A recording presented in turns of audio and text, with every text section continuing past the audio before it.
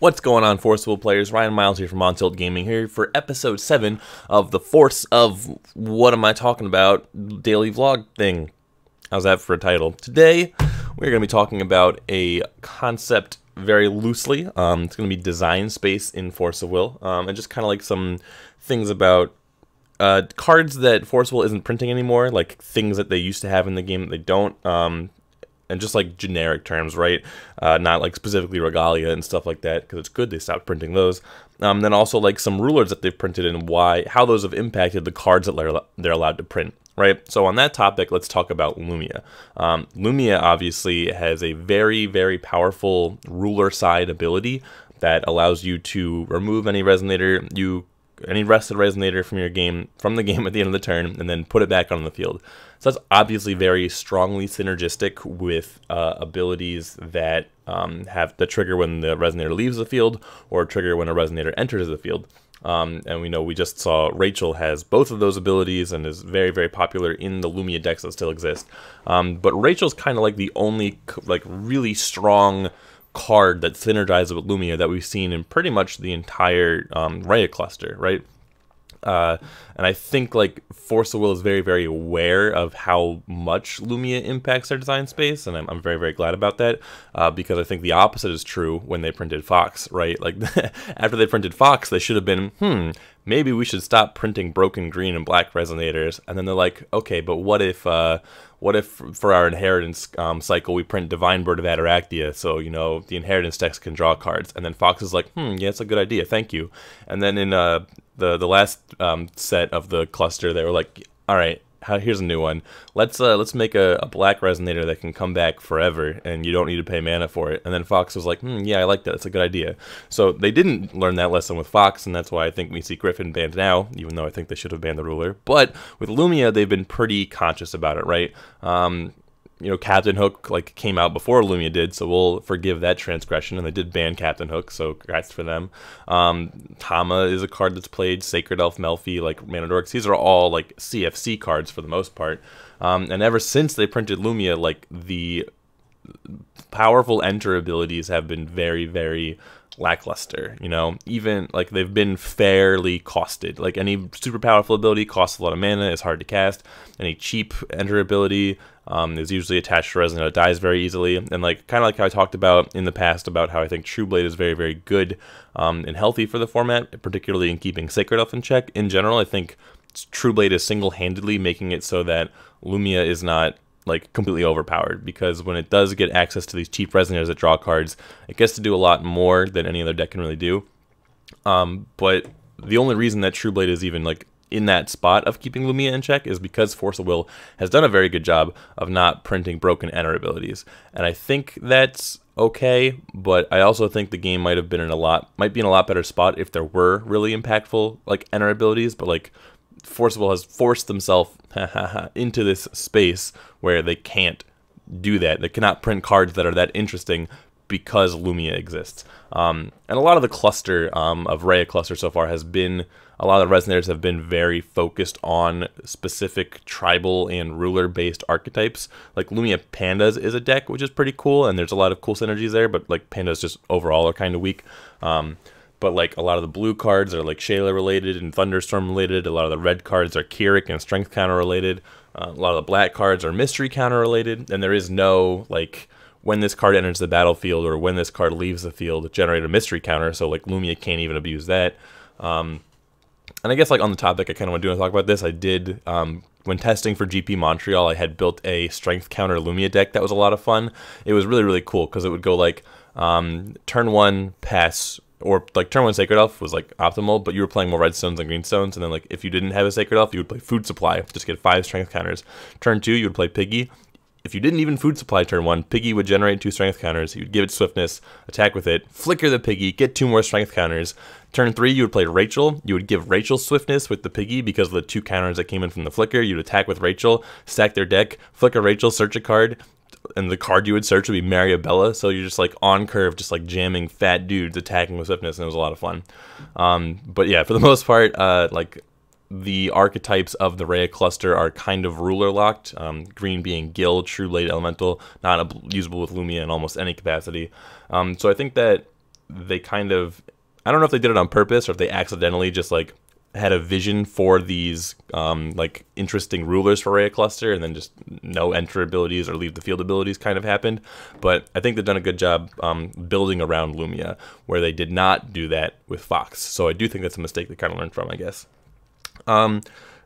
Scheherazade is something I've talked a lot about, and I just kind of want to touch on this briefly because it was actually a question that was posed to me today in a private message.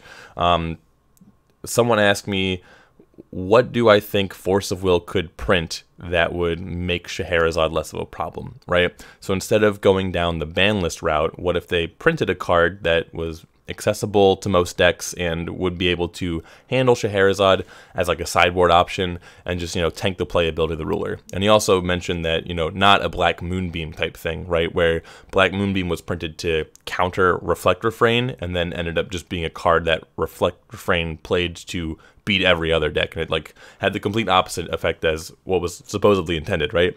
And the problem I think that Force of Will has done to themselves is I cannot fathom a card that would be able to handle Scheherazade. Like you would need a 1-mana quick cast kill, like a separation of body and soul, like a kill a resonator that has a different stat line than its printed stat line. Like you would need that, right? It would need to be quick cast. It would need to be 1 mana, and it would need to be unchaseable. And then like maybe that would be like obnoxious enough to like make Scheherazade not want to play dolls. But then like you have the problem where Scheherazade just plays their story deck anyway. Like, I mean, if you think about Shackles of Ice, right? Like Scheherazade is a ruler that should like just get hosed by Shackles of Ice. But the fact that you can just turbo flip your stories, like by the time that your opponent even gets a turn, if you go first, you can go turn 0, flip a story. Opponent's turn, they go first card of the game, play Shackles of Ice. You're like, okay, in response, flip a story. Now I've got Legend 2 online, which means that my 3-drops are 11/11s. My 2-mana cards with Quick Cast are 7/7s. Like, that's still pretty fine. And then it's just a matter of, like, finding your Cleaning Doll to kill the Shackles to then get 2 more free activations of your Legend. So, like, Scheherazade is very capable of playing a game, like, through Shackles of Ice, which is dumb. And it's, like, because the ruler has access to all these cards so quickly, like there's not a card that you can print that is gonna hose her because like she just has so much going on for her immediately. So I think that's kind of where like Force of Will made a mistake in the design spaces. They like, I cannot imagine a card that they can print. Maybe I'm wrong. I'm not a game designer. Maybe the guys have something going on under the hood, because Jeff has talked on stream before about like they are printing something that should deal with the problem.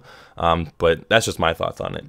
So next up, I want to talk about some concepts that just aren't in the game anymore, like that I've noticed when designing decks and building things. One thing is like the effect of, if you remember the card Foment of the World Tree, you would pick any number of cards in your hand, you would shuffle them back into your deck, and then you would draw that many cards +1. If you ever played Yu-Gi-Oh!, it's similar to the card Magic Mallet. I'm 100% confident there's an MTG equivalent, and I have no idea what it is, but you know what I'm talking about, right? And I'm wondering... I was kind of wondering why they stopped printing this effect where you can take cards from your hand and then shuffle them back into your deck, because that's just like gone. Like Cheshire Cat in Wanderer was like the first card that did it, and we've had an effect like that since the beginning of time. And I kind of was like looking for something like that for Imul, right? Like if I'm playing an off-color card in an Imul deck that I only want to draw it off of Imul's enter ability. Like the only way I can cheat it into play is off flipping my Imul. I just don't want to play the colors for that card. For example, if I want to play like Shackles of Ice in Imul, I don't want to play blue. I want to play green, white, black. But if I draw my Shackles, I just can't cast it unless I'm playing Melfi, right? Like I want to bring it out with either Imul's flip ability, or I want to bring it out with Kaguya's Moving Butterfly. So I'm like, okay, how can I get cards from my hand back into my deck? And like, you just can't. And like the Foment of the World Tree was like the last card we had that was printed like that. And I'm almost wondering, and I'm not sure if this is entirely correct, but I'm wondering if maybe the reason they stopped printing this was because of Wukong, like the Sun Wukong from CFC, you can pay 1 mana to search your deck for a flying cloud, right? So with cards like Foment, when your ruler basically says pay 1 mana, draw, or like get a free useless card, and then you have another card that says shuffle a card back in your deck, replace it with a new card, then your ruler basically says pay 1 mana, draw a card.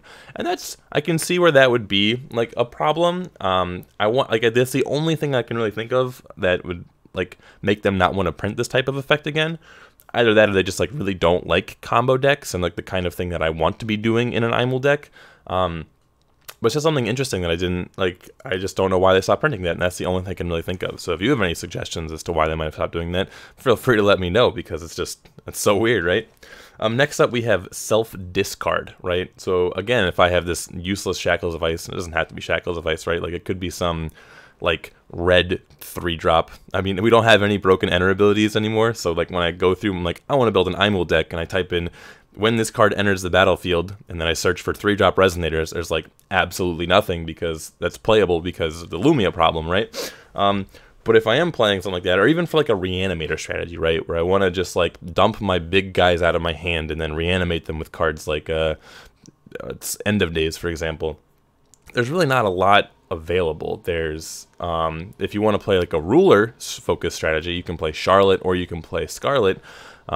They rhyme. But otherwise, it's Traveling Trader, and then you're in green, and like a lot of the Reanimator decks don't necessarily have to be green, but like they end up being green because it's Force of Will. But like they actually end up being green because of Planting Beans. Like you want to put it from your deck to your graveyard. But the problem is, like, if you draw that card, you're like, well, I need to get this out of my hand. It costs 6 mana. I don't want to sit around waiting for turn 6 to cast it when my entire deck is trying to bring things back on turn 3 or 4. They just stopped making abilities like that, and I think it's like I'm wondering if it's in the same kind of space as the putting cards from my hand back in my deck. Like whenever you draw a card, Force Will just really wants you to keep it in your hand right now. Like they want it to be a liability, and that almost pushes the point of making Scheherazade even better, because Scheherazade can play like random cards that, you know, maybe like it wants to Moonbeam Butterfly out or something like that. Or just like we saw in Wanderer, like the Angels package. This is like a terrible example because in Wanderer we actually have like shuffle your deck effects and whatnot. But like because of Approaching the Truth, it gets to like be a bit more consistent about putting cards it doesn't want to see on the bottom of its deck, because they never even enter the hand, right? But like for any other deck, if you draw a card, it's there forever. Like you're casting it or you're discarding it to your opponent's Genie, and it's just something that doesn't exist in either the Lapis cluster or the Rhea cluster in any like meaningful capacity. I'm like, Force Will, why have you done this? I want to play fun Reanimator decks. I want to discard, like I want to play Soul Hunt. I want to kill my opponent's board and make them discard a card, and I'll be like, oh, I'll discard a card too. I think like we just got some stuff like that's trying to synergize with Scarlet, but like it's all garbage. Like I want playable cards. I want Soul Hunt. I want Guinevere. I want I can't think of anything else because I love Guinevere and my mind went blank when I said that out loud. But we have like a 6/6 that both players discard a card. Like I don't want to discard a card if all my opponent's doing is discarding a card. I want to do more than that. I want to have discarding a card be treated as a functional drawback so that the cards I play are more powerful and I can have synergistic effects. That's really fun when I'm building decks, and Force Will won't let me do it. There's probably a good reason for that, but I'm upset. Next up, we have Magic Stone Recursion, and I'm kind of wondering if this isn't also a byproduct of Fox in some capacity, but I'm hoping that maybe it's a byproduct of this card called Baroost from Vingolf 3. It lets you banish a special Magic Stone to deal 500 damage to an opponent's Resonator, or something like that. But the important one is you can banish 2 special Magic Stones to kill a special Magic Stone. So if you're playing like this Baroost Turbo deck and you're banishing off you're like ramping out stones and then killing off all of your opponent's stones and then shuffling your stones back into your deck and then doing it again, like that can be pretty oppressive. I don't think that card's even close to playable, and I don't think that the fact that we don't have meaningful graveyard recursion is the problem for that necessarily, but like the only cards that we have that get Magic Stones that have been killed back to our Magic Stone deck are Shayla's Foresight, which is double blue, and blue is like the worst color in the game right now, and historically has been. And then we've also got this Lumia Praying for the Future from TTW, I believe. And it's like if you call a light Magic Stone, you can put you can put a card from your graveyard back on top of your deck, or if it's a Magic Stone, you can put on top of your Magic Stone deck. And those are like Shayla's Foresight's kind of playable, especially if you're Shayla, but if you're not, like it's a decent card, but double blue is just like such a hard requirement to meet at the moment. And then Lumia is also just like dies to Trueblade dot card, you know, it's not super good. So that's another thing. It's like, why don't we have this anymore? What's going on?